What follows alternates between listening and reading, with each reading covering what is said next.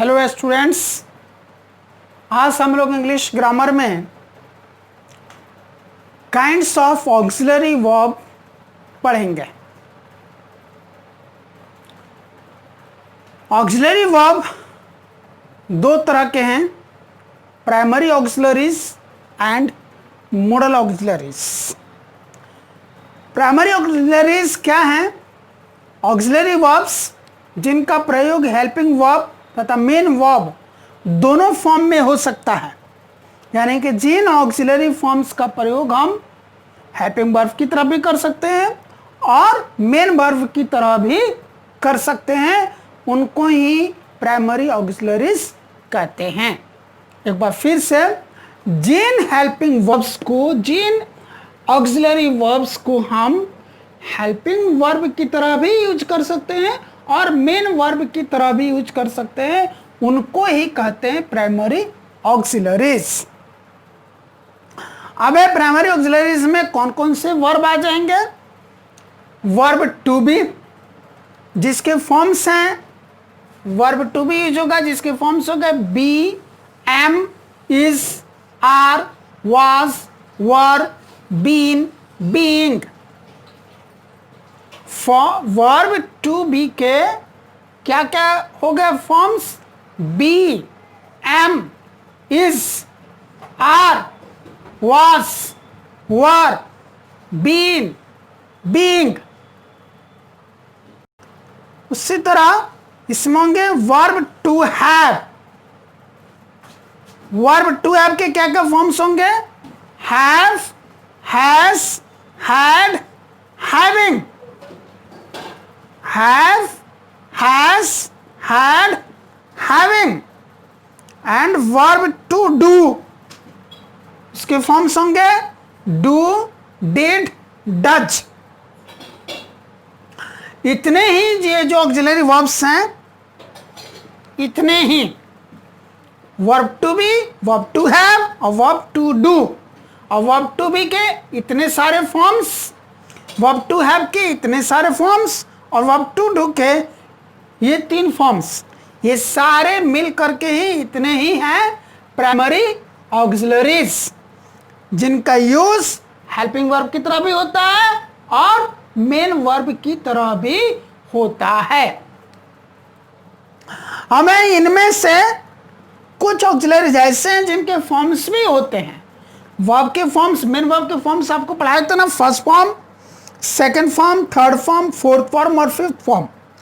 First form, second form, third form और जो fourth form है वो वर्ब के फर्स्ट फॉर्म में आईएनजी प्लस करने से आता है और वर्ब का जो फिफ्थ फॉर्म है वो वर्ब के फर्स्ट फॉर्म में एस और ईएस ऐड करने से आता है, ये बताया था। तो इनमें से कुछ वर्ब्स ऐसे हैं कि जिनके ये फॉर्म्स पॉसिबल हैं। First form, second form, third form, fourth form और फिफ्थ फॉर्म पॉसिबल है, या इनमें से कुछ फॉर्म्स जरूर जरूर पॉसिबल है। अब आपको यहीं पर दिख रहा होगा हैविंग। आपको ऐसा नहीं लग रहा कि इस हैव में ही आईएनजी प्लस करने से हैविंग बना है, यानी कि हैविंग, हैव का फोर्थ फॉर्म बना। यहां देखिए do, did, done, doing, does, बनन फॉर्म आया ना यहां पर। वर्ब टू डू में डू, डिड, डज, तीन तो फॉर्म यही दिख रहे हैं, है ना। और फिर अगर हम इसको यूज करते, इस डू में आईएनजी जोड़ देंगे तो डूइंग हो जाएगा, नहीं हो जाएगा? तो इस तरह से इसके फॉर्म्स पॉसिबल हैं। अब जरा हम देखते हैं इनके uses. Example of uses, he is a man, यहां पर इज मेन वर्ब की तरह यूज हो गया। ही इज गोइंग, गोइंग क्या है? मेन वर्ब है ना। इस गोइंग की हेल्प करने के लिए यहां पर इज आया है। हेल्पिंग वर्ब क्या करता है? मेन वर्ब की हेल्प करता है, टेंस फॉर्म करने में, मूड फॉर्म करने में, एक्सप्रेशंस फॉर्म करने में। पढ़ाया था आपको लास्ट क्लास में। तो यहां पर इज वही तो काम कर रहा है, इस मेन वर्ब की हेल्प कर रहा है टेंस को फॉर्म करने में। तो ये बन रहा है ही इज गोइंग, इसलिए यहां पर ये इज क्या है, हेल्पिंग वर्ब की तरह यूज हो गया। यहां कहता है ही इज अ मैन, यहां पर इज किसी भी मेन वर्ब की हेल्प नहीं कर रहा है, ये अपने आप में मेन वर्ब है, यानी कि यहां पर इज मेन वर्ब की तरह यूज हो गया। देखा ना, ये मेन वर्ब की तरह भी यूज हो रहा है और हेल्पिंग वर्ब की तरह भी यूज हो रहा है। ऐसे ही जो भी ऑक्सिलरीज हैं जो मेन वर्ब और हेल्पिंग वर्ब दोनों की तरह यूज हो, उन्हीं को हम लोग कहते हैं प्राइमरी ऑक्सिलरीज। नेक्स्ट है मॉडल ऑक्सिलरीज, ऑक्सिलरी वर्ब्स जिनका प्रयोग सिर्फ हेल्पिंग वर्ब के रूप में होता है।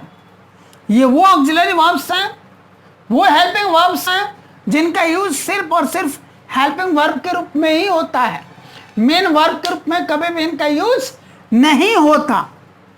For example can, may, shall, will, could, might, should, would, must, और to, use to, need, dare, ये सारे वो ऑक्सिलरीज हैं जिनका यूज सिर्फ और सिर्फ हेल्पिंग वर्ब की तरह होता है, मेन वर्ब की तरह कभी नहीं होता। इसीलिए इन ऑक्सिलरीज को कहते हैं मॉडल ऑक्सिलरीज, या शॉर्ट में कई लोग सिर्फ इनको मोडाल्स बोलते हैं।